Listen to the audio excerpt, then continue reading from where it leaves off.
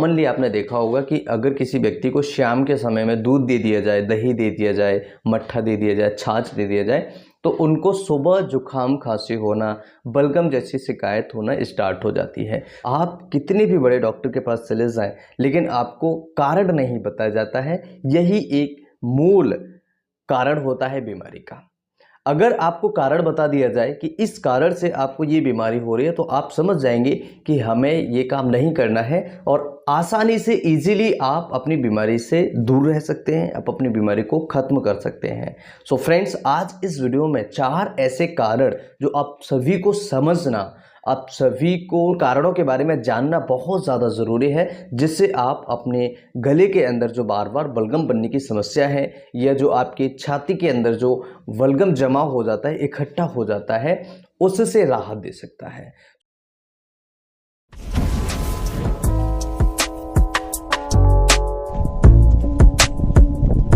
Everyone, मैं doctor Lokendra बिचमेश from Gwalior Madhya Pradesh. आप सभी के साथ में फिर से हाजिर हूँ एक नए टॉपिक के साथ में, नए विषय के साथ में, जो आप सभी की सबसे ज़्यादा डिमांड रहती है। और पिछले वीडियो में कई सारे ऐसे कमेंट्स थे कि आप सर एक ऐसा वीडियो बनाइए जिसमें हम समझ सके कि इसका कारण क्या है, बलगम बनने के मुख्य कारण क्या है, क्यों हमें बलगम बनने की समस्या हो रही है। सो फ्रेंड्स, ऐसे 4 मुख्य कारण हैं जिनकी वजह से आपको बलगम बनने की प्रवृत्ति होती है। आप बड़े बड़े डॉक्टर्स के पास चले जाते हैं, कई फीसें दी आपने, कई डॉक्टर्स को दिखाया, चाहे वो होम्योपैथी हो, चाहे वो BHMS हो, चाहे वो आयुर्वेदिक हो या एलोपैथिक हो या नेचुरोपैथी, कोई भी हो, कई डॉक्टर्स को आपने दिखाया, कई होम रेमेडीज़ भी ली, लेकिन आपको इस चीज़ के बारे में जानकारी नहीं है, तो आप ये समझिए आपकी समस्या कभी ठीक नहीं हो सकती।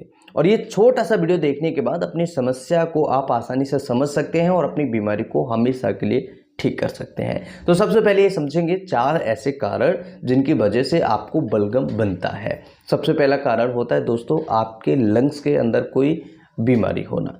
हो सकता है कि आपके लंग्स के अंदर कोई छोटी मोटी प्रॉब्लम चल रही हो, उसकी वजह से आपको बार बार बलगम बन रहा होता है।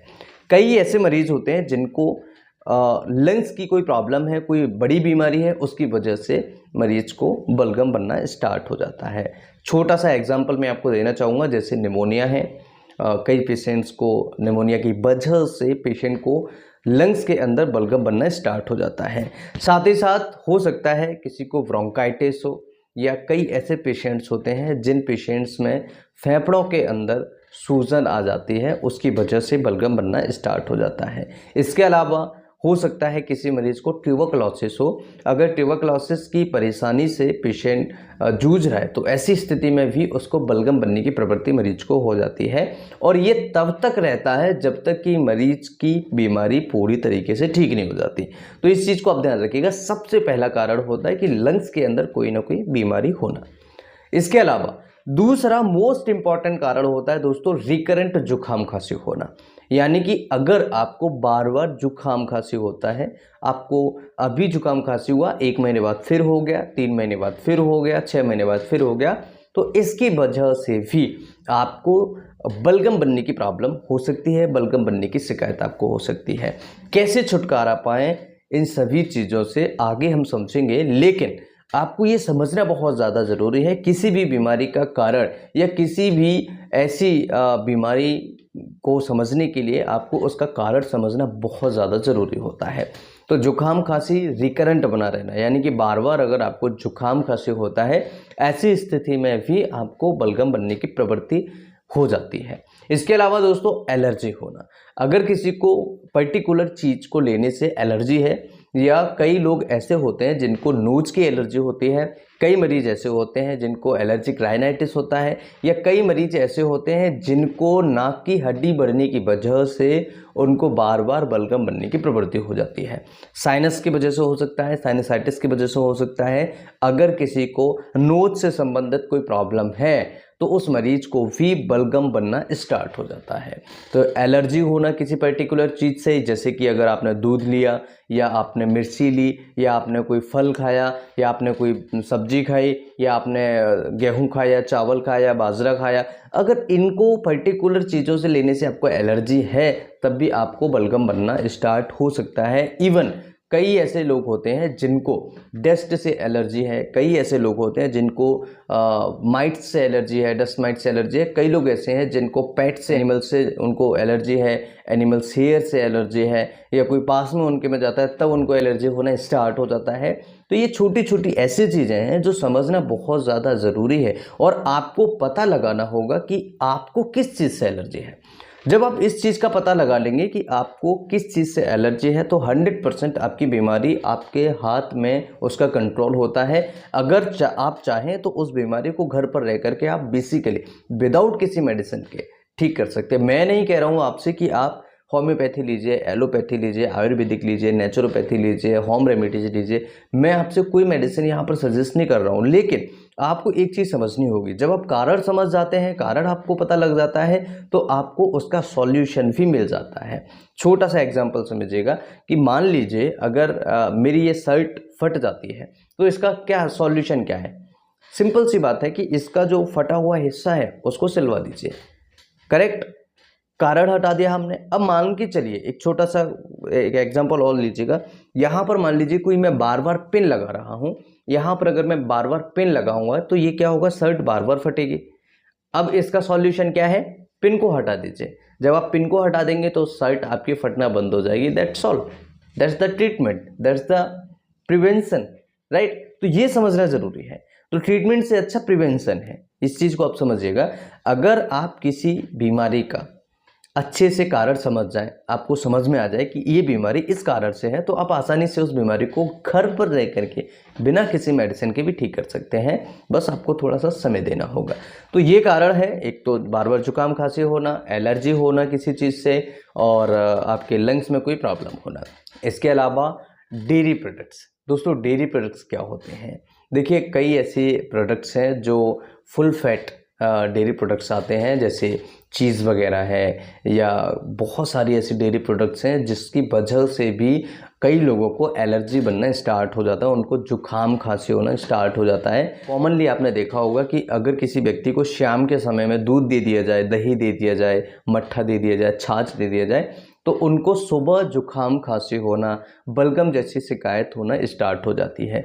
तो ये डेयरी प्रोडक्ट्स जो होते हैं इनकी वजह से भी मरीजों को बहुत ज़्यादा बलगम की शिकायत देखने को मिलती है, और ये बहुत कॉमन है, आज की डेट में बहुत कॉमन है, क्योंकि इसके अंदर भी थोड़ी चिकनाहट होती है, और चिकनाहट से आपका जो बलगम होता है वो बहुत जल्दी प्रोग्रेस कर जाता है, बहुत जल्दी बनना स्टार्ट हो जाता है। इसलिए आपको ध्यान रखना है कि अगर आप डेयरी प्रोडक्ट्स ले रहे हैं और उनकी वजह से, नोटिस कीजिएगा, अगर उनकी वजह से आपको कोई प्रॉब्लम हो रही है तो आपको ये चीज़ समझनी पड़ेगी। अब यहाँ पर देखिए दूसरा होता है मौसम का बदलना। अगर मौसम ख़राब हो रहा है, जैसे एक मौसम से दूसरा मौसम जा रहा है, क्लाइमेट चेंज हो रहा है, उसकी वजह से भी आपको बलगम बनने की शिकायत हो सकती है, बलगम बनना स्टार्ट हो जाता है। तो मौसम चेंज होने की वजह से भी कई लोगों को ऐसा हो जाता है। और अगर किसी को वायरल इन्फेक्शन हो जाए, बैक्टीरियल इन्फेक्शन हो जाए, तो उसकी वजह से भी कई लोगों को बलगम बनना स्टार्ट हो जाता है। बलगम बनने की वजह से आपको कई सारी प्रॉब्लम्स स्टार्ट हो जाती है। सिर में दर्द स्टार्ट हो जाता है, सिर भारी हो जाता है, सांस लेने में तकलीफ होना स्टार्ट हो जाता है, और सैडनेस थोड़ी सी देखने को आपको मिलती है। तो यहाँ पर एक चीज़ ध्यान रखनी होगी आपको, मुख्यतः 4 कारण है। सबसे पहला क्या है कि आपके लंग्स में कोई बीमारी हो सकती है, डेयरी प्रोडक्ट्स का होना, या मौसम का बदलाव होना, या किसी पर्टिकुलर चीज़ से एलर्जी होना, बार बार जुकाम खांसी होना, ये एडिशनल में है, और वायरल या बैक्टीरियल इन्फेक्शन या फ्लू जैसे इन्फेक्शंस होने की वजह से भी आपको ये जुकाम खांसी हो सकता है। अब अगर बात करें कि इसका ट्रीटमेंट क्या है, कैसे आप इसे ठीक कर सकते हैं, तो सबसे अच्छा तरीका मैंने आपको क्या बताया कि यहाँ पर जो मेरी शर्ट फट रहा था बार बार पिन लगाने की वजह से, आप उस पिन को हटा दीजिए। That's the best treatment. Okay, तो यहाँ पर आपको क्या करना है, जैसे जुकाम खांसी आपको बार बार हो रहा है, आप पता कीजिएगा किस चीज़ से हो रहा है।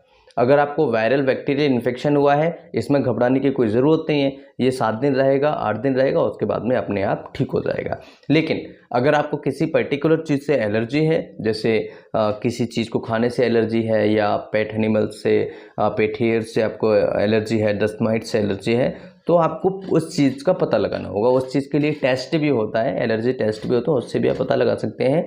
या पर्टिकुलर जैसे कई लोग होते हैं जो ग्लूटेन खाने से, गेहूं खाने से उनको परेशानी हो जाती है, तो ऐसी स्थिति में भी आपको समझना बहुत ज़्यादा इम्पॉर्टेंट है। इसके अलावा अगर कोई प्रॉब्लम है लंग्स के अंदर, कोई बीमारी है लंग्स के अंदर, तब भी आपको बलगम बनना स्टार्ट हो जाता है, तो आपको वो चीज़ समझनी होगी। अगर आपको लंग्स के अंदर कोई प्रॉब्लम है तो आपको घबराना नहीं है।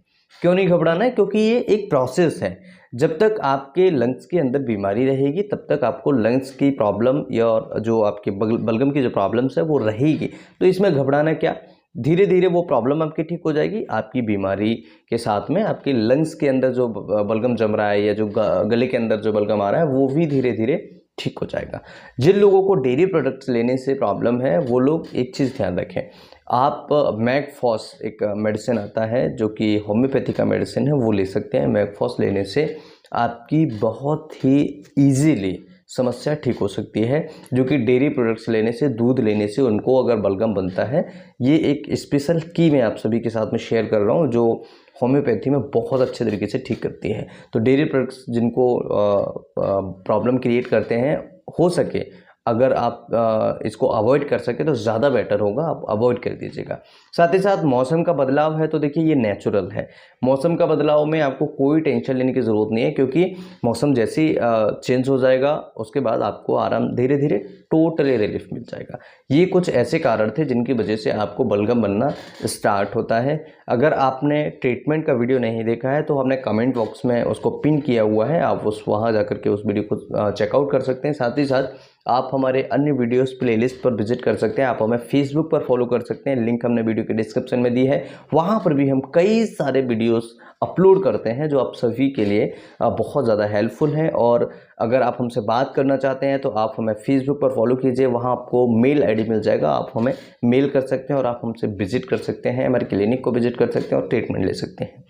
फिर मिलता हूँ इसी तरीके से नई वीडियो में। आई होप ये वीडियो आप सभी के लिए बहुत इंपॉर्टेंट होगा और इस वीडियो से आपकी काफ़ी हद तक हेल्प हुई होगी। और इस वीडियो को अगर कई लोगों तक शेयर करते हैं तो कई लोगों की आप हेल्प कर सकते हैं। मुझे आशा है आप इस वीडियो को ज़रूर शेयर करेंगे, अन्य लोगों की हेल्प करेंगे, सहायता करेंगे और इस वीडियो को ज़रूर लाइक एंड चैनल को सब्सक्राइब करेंगे। Thanks for watching, have a nice day, जय हिंद।